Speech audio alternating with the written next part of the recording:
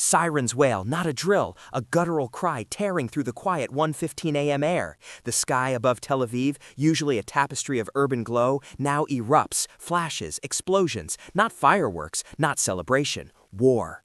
Tel Aviv is under ballistic missile fire right now.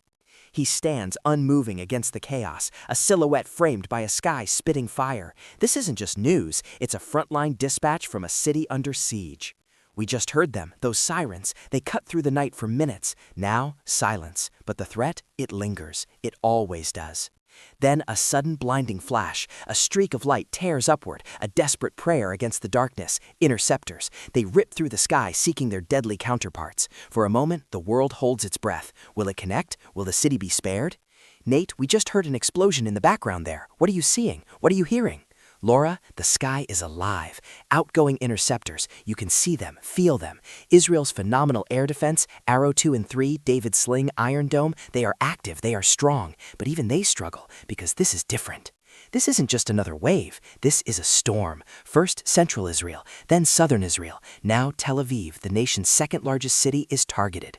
Iran's ballistic missile capabilities may be reduced, perhaps only 10% of what they once were, but that sliver of power still strikes with brutal precision. And tonight, it's not just the ballistic missiles.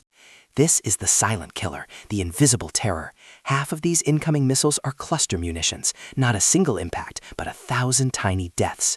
These aren't like anything Israel's advanced defense systems were built for. They break apart, they scatter, they become a nightmare to intercept, and suddenly the impenetrable shield begins to crack.